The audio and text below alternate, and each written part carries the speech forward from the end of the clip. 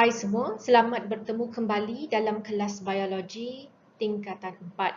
Jadi kita akan teruskan dengan bab 4, komposisi kimia dalam sel.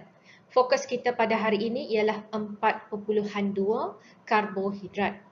Pada akhir pembelajaran, cikgu harap pelajar dapat meneraikan unsur dalam karbohidrat, menjelaskan jenis karbohidrat iaitu monosakarida, disakarida dan polisakarida, mengkonsepsikan pembentukan dan penguraian disakarida dan polisakarida, menulis dan menerangkan persamaan perkataan bagi pembentukan dan penguraian disakarida, dan akhir sekali mewajarkan kepentingan karbohidrat dalam sel. Jom kita lihat sama-sama. Karbohidrat merupakan sebatian organik. Apa yang dimaksudkan dengan sebatian organik? Sebatian organik merujuk kepada sebatian kimia yang mengandungi unsur karbon. Jadi, kalau ada unsur karbon, sebatian kimia tersebut dikenali sebagai sebatian organik. Kebiasaannya, sebatian organik merupakan sebatian yang besar dan kompleks membentuk makromolekul. Makro di sini merujuk kepada besar, molekul yang besar. Kebanyakan makromolekul ialah polimer yang terdiri daripada molekul-molekul kecil yang dikenali sebagai monomer. Jadi dalam topik ini, istilah penting yang anda perlu tahu ialah monomer dan polimer. Iaitu, kalau kita lihat pada gambar yang ditunjukkan, molekul-molekul kecil ini merujuk kepada monomer. Lebih kurang macam mainan Lego, iaitu setiap Lego itu merujuk kepada monomer. Apabila dicantum, maka kita akan dapat molekul yang lebih besar yang kita panggil sebagai polimer. Sama juga dalam gambar di sebelah kanan, monomer merujuk kepada molekul yang kecil apabila bergabung membentuk polimer, iaitu rantai yang panjang. Jadi, ini boleh dibentuk daripada monomer yang sama maupun monomer yang berlainan. Akhirnya akan membentuk polimer. Sekarang kita akan lihat dengan lebih terperinci tentang karbohidrat. Memandangkan karbohidrat merupakan sebatian organik, salah satu daripada unsur yang ada dalam karbohidrat ialah unsur karbon yang diwakili dengan huruf C, C for carbon, iaitu bahasa Inggerisnya bermula dengan C. Selain daripada karbon, unsur lain yang terdapat dalam karbohidrat ialah hidrogen diwakili dengan huruf H dan oksigen diwakili dengan huruf O, iaitu dalam nisbah 1:2:1. Jadi, oleh kerana nisbahnya 1:2:1, formula kimianya adalah CH2O. Bermaksud karbon 1, hidrogen 2, oksigen 1. Jadi, apa jenis-jenis karbohidrat yang anda perlu tahu?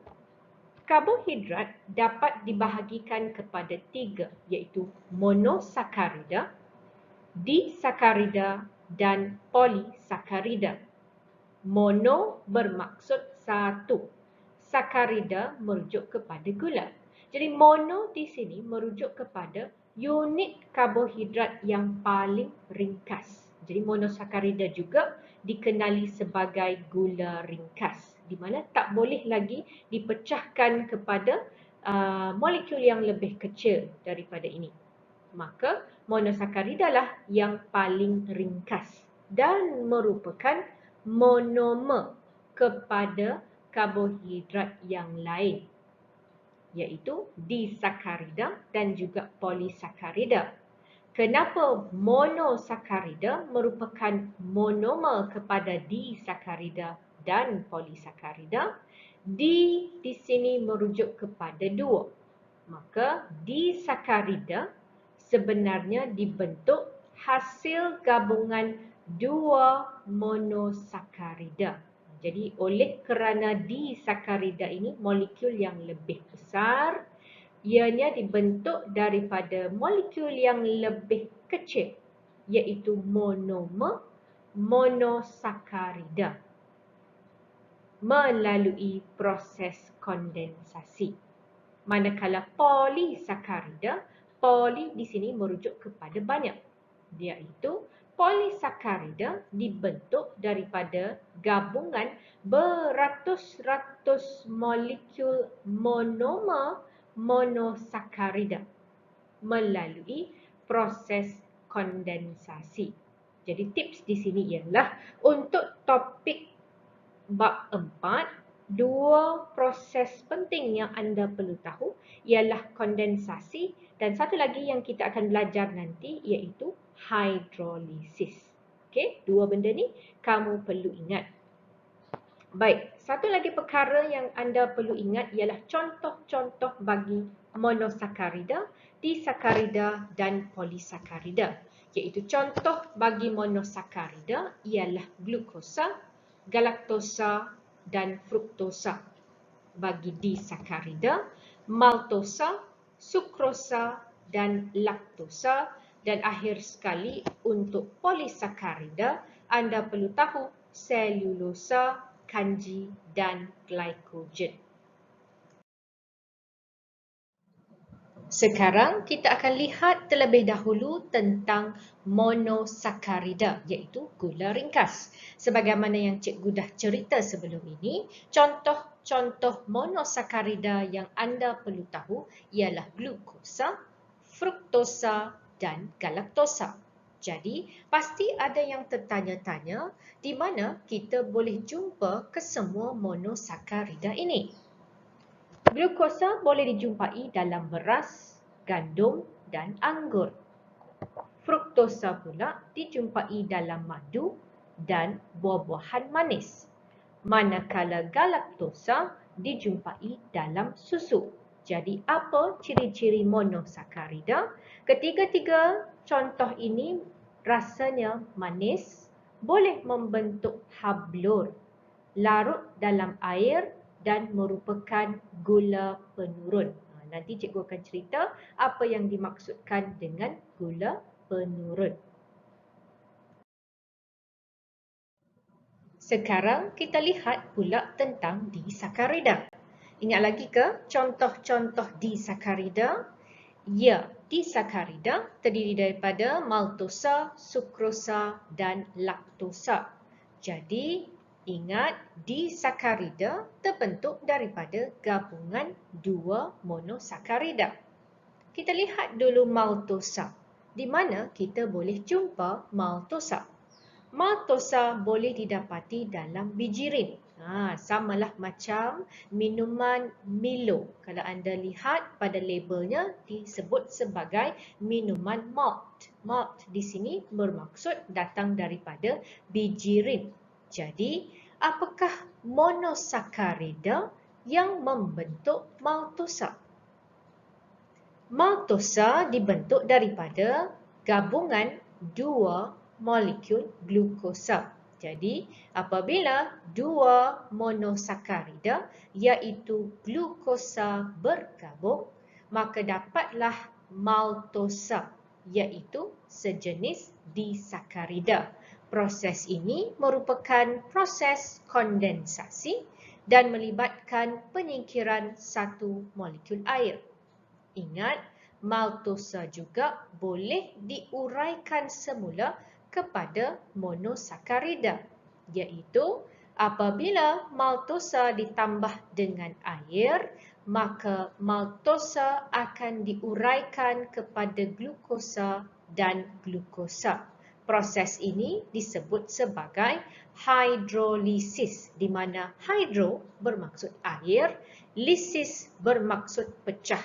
Jadi kita gunakan molekul air untuk memecahkan maltosa kembali kepada 2 monosakarida. Kita lihat pula untuk sukrosa. Sukrosa boleh dijumpai dalam tebu dan gula peat. Apa pula monosakarida yang membentuk sukrosa? Sukrosa dibentuk hasil gabungan glukosa dan fruktosa. Proses ini masih lagi sama sebagaimana yang cikgu dah bagi tahu sebelum ini. Anda perlu ingat dua proses utama iaitu kondensasi dan hidrolisis, di mana proses pembentukan disakarida merupakan kondensasi dan melibatkan penyingkiran satu molekul air. Manakala jika kita perlu uraikan sukrosa kembali kepada monosakarida, proses ini melibatkan penambahan molekul air dan proses ini dikenali sebagai hidrolisis.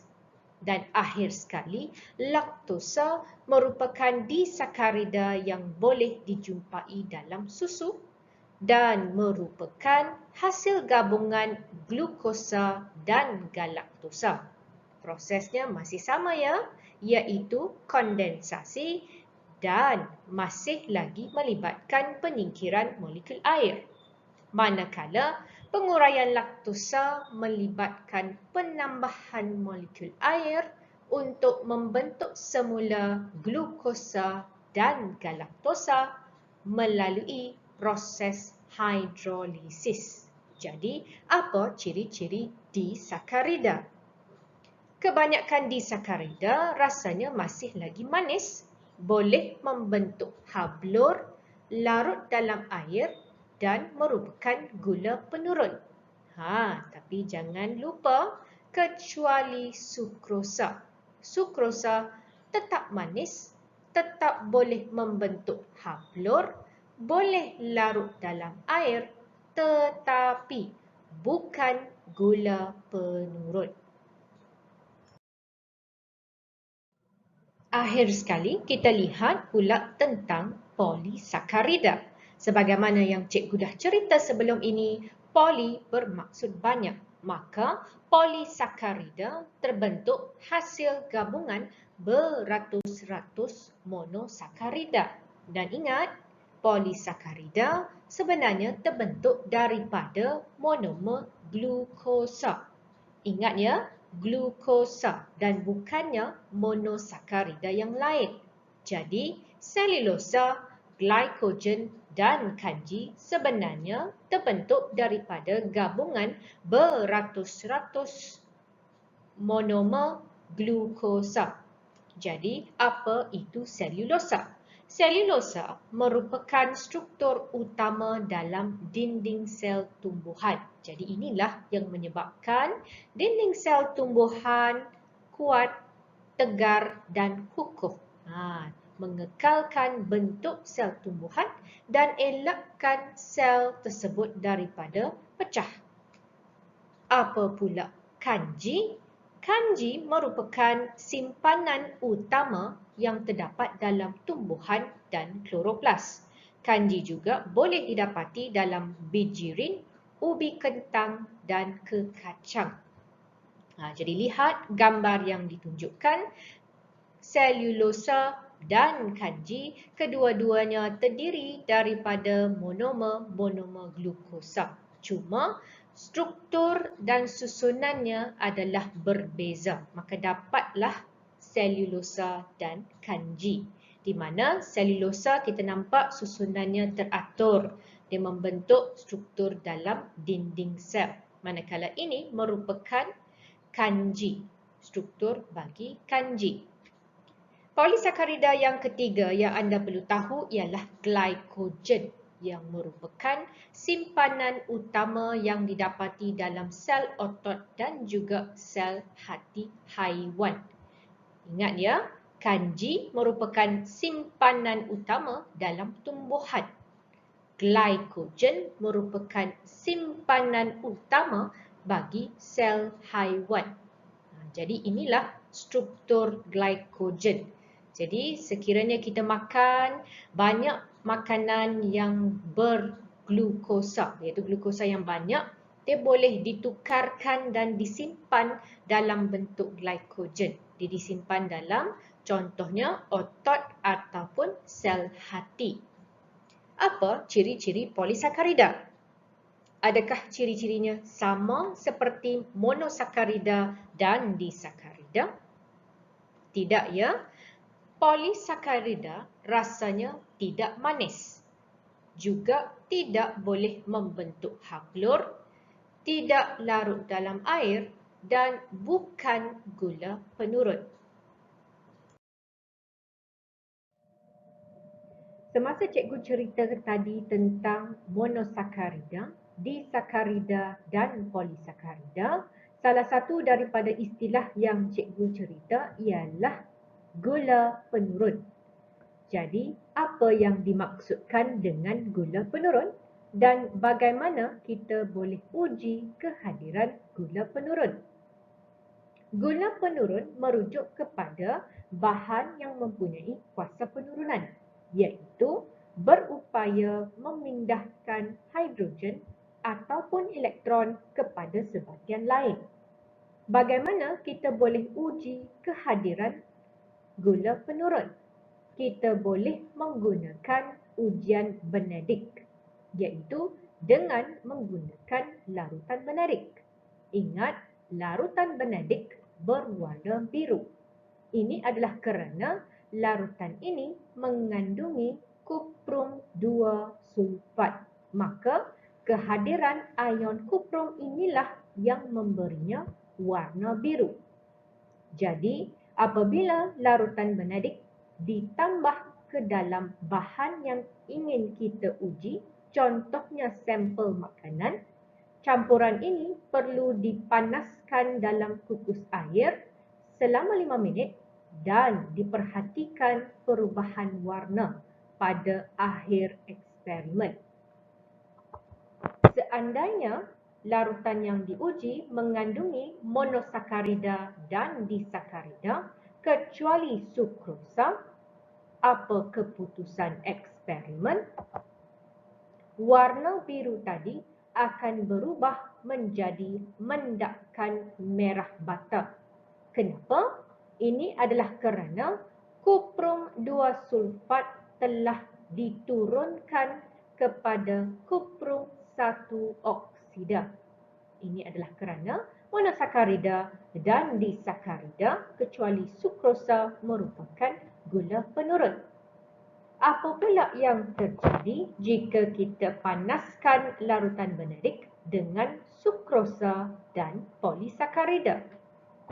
Maka akhirnya kita akan dapati larutan berwarna biru tidak mengalami sebarang perubahan.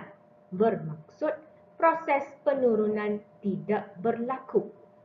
Jadi, kesimpulan daripada ujian Benedict ialah monosakarida dan disakarida kecuali sukrosa merupakan gula penurun. Manakala sukrosa dan polisakarida merupakan bukan gula penurun. Akhir sekali, kita lihat kepentingan karbohidrat dalam sel. Jadi, kenapa karbohidrat penting untuk sel? Yang pertama, karbohidrat merupakan sumber tenaga. Contohnya, glukosa merupakan substrat utama yang digunakan dalam respirasi. Yang kedua, merupakan simpanan makanan. Ingat, glycogen merupakan simpanan makanan dalam sel haiwan, manakala kanji merupakan simpanan makanan dalam sel tumbuhan. Dan yang ketiga, karbohidrat juga boleh bertindak sebagai struktur sokongan. Contohnya, selulosa pada dinding sel tumbuhan menjadikannya kuat, tegar dan kukuh.